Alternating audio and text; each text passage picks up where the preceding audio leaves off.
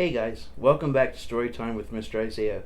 Don't judge me over my hair. It's been, I guess, like 5 weeks, I think, now into the coronavirus shutdown, and haven't been able to get a haircut.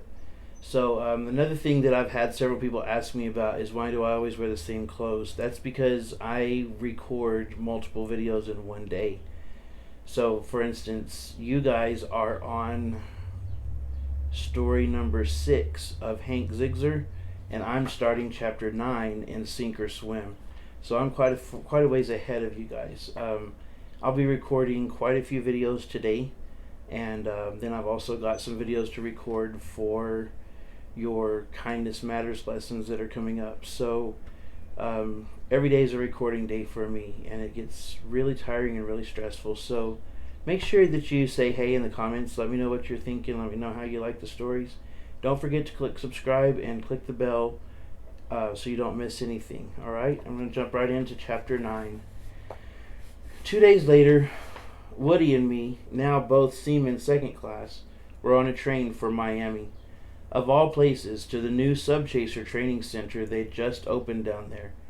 It was the end of March, still winter in Lake Michigan, so we were ready to go to the tropics. Chief had come through on my request for Woody to go with me, even though I wasn't sure why. I had been asking, except that Woody had begged me to. He's your headache now, Chief had told me, shaking his head. In a better Navy, he'd have already been tossed out on his butt. I'm sure he'll do all right, Chief, I'd replied, though I wasn't at all sure. But like Chief said, Woody was my headache now. Once boot camp was behind us and we were rolling south on the train, he turned back into the Woody he'd been before when I first met him on the bus 5 weeks earlier, talking non-stop about anything and everything back home in Kinston. I pulled my sailor cap down over my face, closed my eyes, and quit listening. Eventually, he must have run out of things to say, or maybe he fell asleep too, probably in the middle of a sentence. Strobe was off for artillery training at a school on the west coast. Spinelli had gotten his request for a desk job and was shipping out for New York. So basically he was going home, or really close to it. We all said we'd keep in touch. I didn't know about them, but I meant it. I couldn't imagine how I'd have gotten through basic training without them, even Woody. I fell asleep on the long train ride down to Miami, and when I did, I dreamed about me and Danny. Not the day of the U-boat, but another day, not long after Dad died, when we went riding on our beach ponies, splashing in and out of the surf, kicking up so much sand it felt like rain falling. Only the sun was full and hot and bright overhead, and everything looked silver. In my dream, we were still riding, and Danny was still beside me on his pony, and we weren't sad about Dad because his dying hadn't actually happened. And it seemed like we could go on like that forever. 2 kids running wild on Free and Oak Rock Island. It got hotter and hotter, and farther south we went. And by the time we got to Miami, it was hard to remember how cold it had been in Illinois just 2 days before. We wouldn't be wearing our petticoats down here, that was for sure. A Navy truck took us to our quarters, and we couldn't believe it. We got there. It was this famous giant hotel on Biscayne Boulevard called the Everglades, only they had emptied the tourists out of it so they could house all of us sailors and officers coming into town for Subchaser school. I ain't never seen anything this big or fancy, Woody marveled. I was thinking the same thing, but didn't want to say it out loud. All the fanciness ended inside, though. They had pulled up carpet and taken pictures and anything else of any value off the walls. So the Everglades was just a stripped down version of white and used to be. Woody and I shared a room that had cots instead of beds. But we didn't mind because at least we didn't have to sleep in hard bunks the way we had at Great Lakes. The mess hall was in the Everglades dining room, which was enormous, but like the rest of the hotel, no longer anything fancy. Same old Navy chow, cooks through big portions of everything on our trays, all pretty much running together, and if there was dessert, they plopped that down on top of the meat and potatoes and peas. Ice cream started melting right away, so we had to eat that first, of course. I don't know why I never thought of doing it this way all along, Woody said, ice cream dribbling down his chin until I shoved a napkin at him. Don't save the best for last, save it for first. Then you wouldn't exactly be saving it, I said. Woody just shrugged. Then he insisted that we toast our first meal in Miami by clinking spoons full of melted ice cream. The commanding officer of the Subchaser Training Center was Lieutenant Commander Eugene McDaniel. They herded all of us into a giant room at the training center after dinner for what was supposed to be orientation, but was instead just him, a small skinny guy with thinning hair and wire-rimmed glasses. He looked really mad, and it turned out he was. I do not want to be here, he began. I want to be absolutely clear about that. I am only here because I was ordered. I would rather be at sea fighting those Nazi beasts. Make no mistake about it. They must be hunted down and they must be destroyed. You'll be the ones to do that. And if you're not committed to the cause, then I want you transferred out of this command immediately. When I came here, the Navy sent me 6 officers. I sent 3 of them back because they did not have sufficient training, experience, or frankly, the guts and determination to get the job done.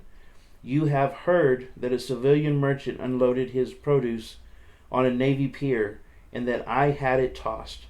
That story is true. That was my docks, strictly to be used for training.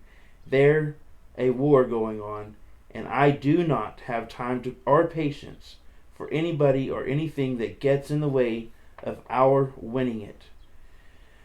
A guy elbowed me in the ribs. Sound like it's true what they say about him. What's that? I asked. Looks like a professor but fights like a pirate. Lieutenant Commander McDaniel continued, his voice getting even sharper. I have seen the fury of the Nazi submarine onslaught from first-hand encounters with their U-boats. They are highly trained, they are stealthy, and they are murderous. They are going after our cargo ships and fully intend to cripple our war efforts. Without supplies, our allies cannot defend themselves. Without the weapons we supply, without the oil and the food and other materials support we ship to them, the war against the Nazis will be lost. Without supplies for ourselves, we cannot defeat anybody.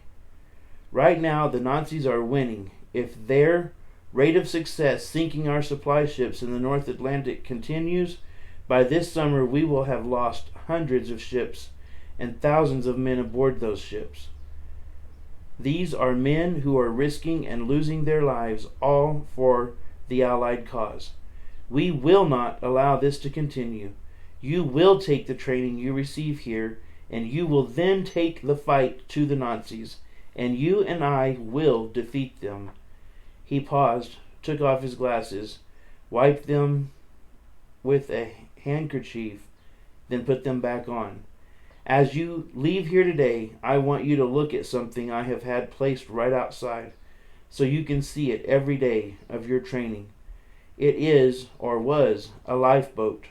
2 months ago, a Navy destroyer went to the aid of a British cargo ship that had been hit by torpedoes. I was on that destroyer. By the time we arrived, the ship was sinking, so we began the search for survivors.